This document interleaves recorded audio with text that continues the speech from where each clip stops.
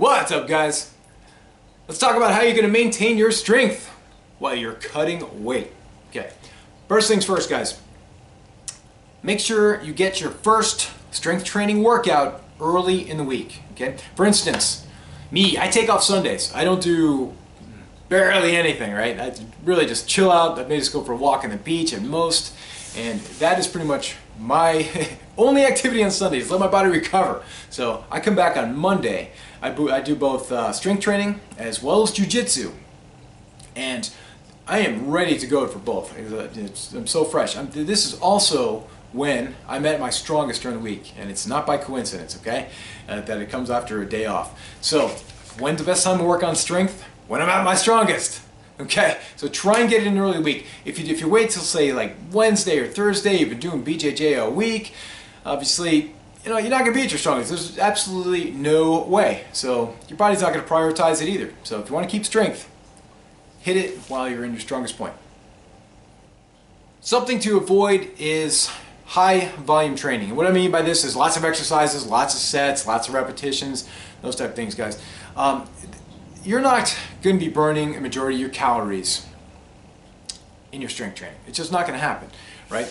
So don't look at that as a point in your workout week where you're going to be losing a lot of poundage and stuff like that. It's not going to happen whatsoever. So all you're going to do really, if you're in high volume training, you're going to end up torching your central nervous system. And once your central nervous system is torched, it just doesn't affect your strength training, okay? It's also going to affect your Brazilian Jiu Jitsu. So screw the high volume. So what are you going to do?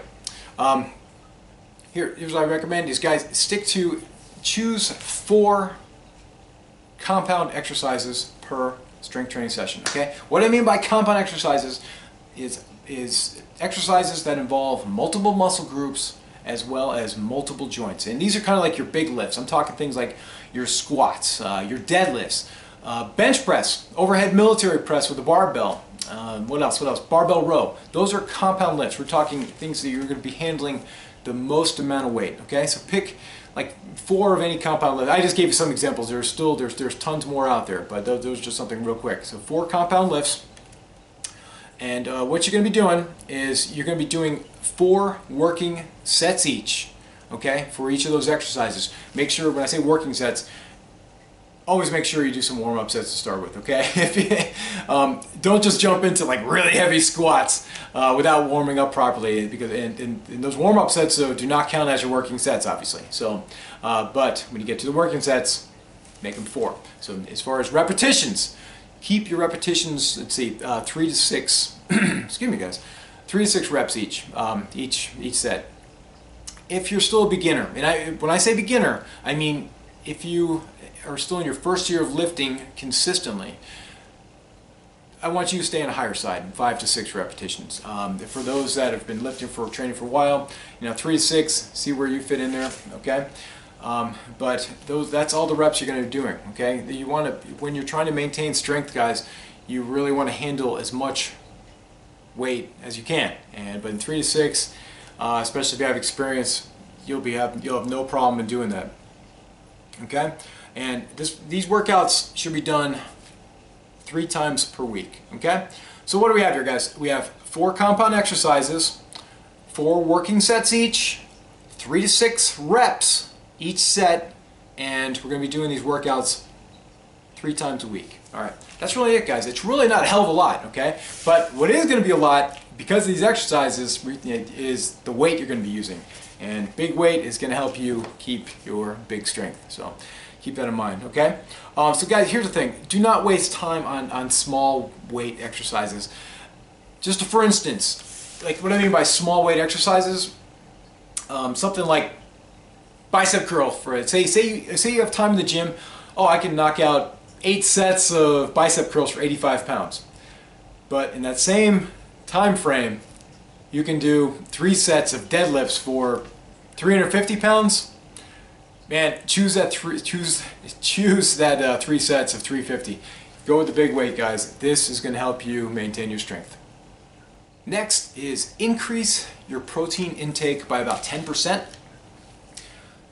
kind of talking about cutting again. I know most people are probably doing the cutting by a calorie deficit.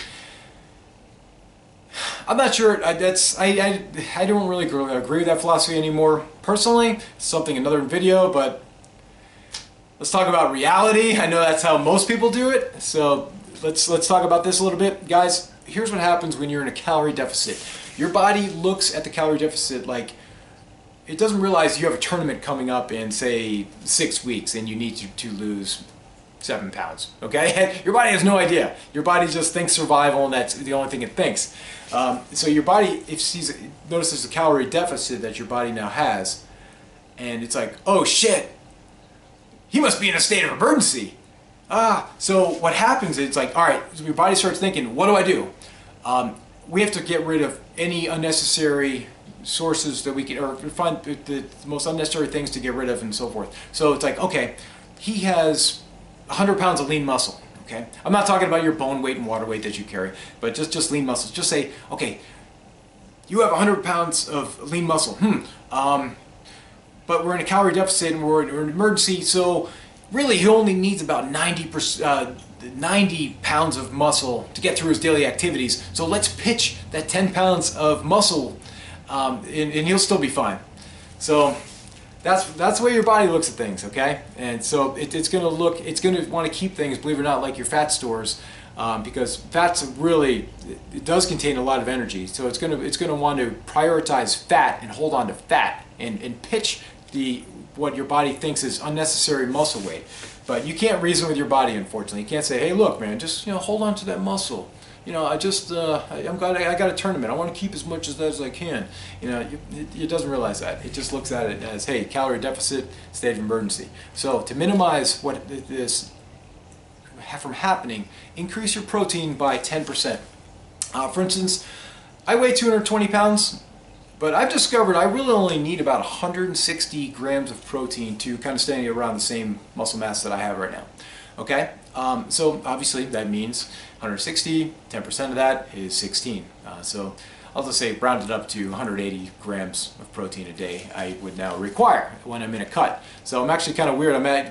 This sounds weird, but I'm actually increasing my protein intake, which also increases my calories on that end a little bit. But whatever, that's what I need to do to maintain that muscle. Okay, so just 10%, guys, and that's. I don't think it's anything more than that. Going over massive amounts of protein is overboard. I've seen a lot of people do that, so don't do that yourself. Oh, to go back to an earlier point, lifting a heavy weight also, it sends a signal to your body. It's like, oh boy, maybe I do have to hold on to all that muscle mass, because every 2 to 3 days, all of a sudden I have to pull 400 pounds off the floor doing deadlifts.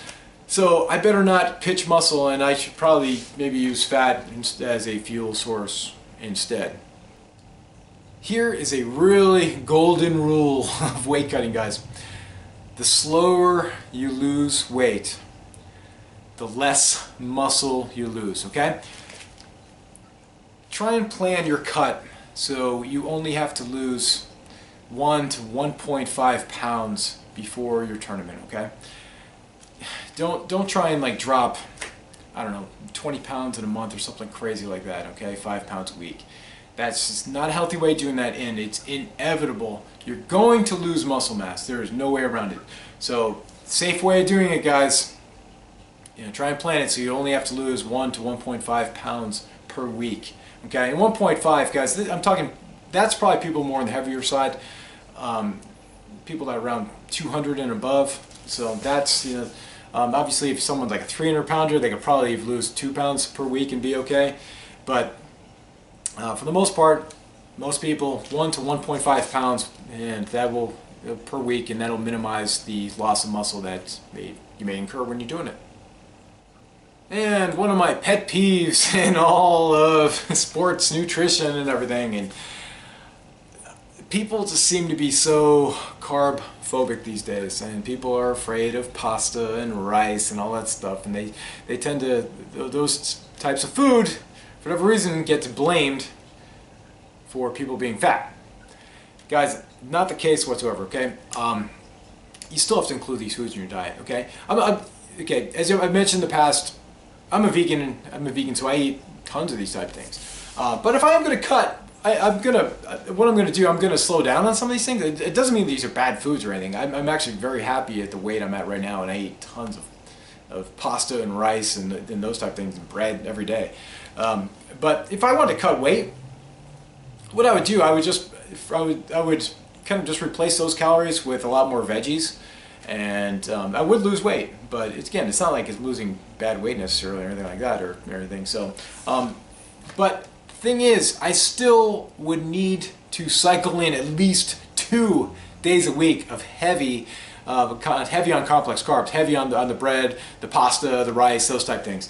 Okay, because I still need energy to get through my week, and so even if I'm gonna cut, guys, I still, again, we're cutting to get to a goal of participating in a BJJ tournament. Okay, we need energy, and we have to train. So I'm still going to at least require 2 heavy carb days so I can have the energy to get through all that training I have that week. And there's no other way around it, guys. For me, I don't see it for anyone for that matter. Being able to, by training BJJ as well as strength training, you're still going to have to cycle them in, okay? And you may even need more than 2 heavy complex carb days. You may need 3, and that's fine. But just find out what works for you. But just please know that you're still going to need these types of carbs. Last thing I want to talk about is make sure you're getting some protein about a half hour before you go to bed, okay? And make this last protein meal about 10% of your daily protein needs that you need to hold on to muscle mass during your cut, okay? So, for instance, if you need 150 grams a day to hold on to your muscle mass, make sure that meal you're having before bed is about 15 grams, okay? And guys, the reason for this, when you sleep, let's assume you get 8 hours sleep. I know no one ever gets 8 hours sleep, whatever. But however long you sleep, that's a long time between meals, okay? All right, between your last meal of the day, between your breakfast. So your body still has to burn calories to exist, right? It just doesn't shut off, It still needs to live, and to live, it has to burn calories.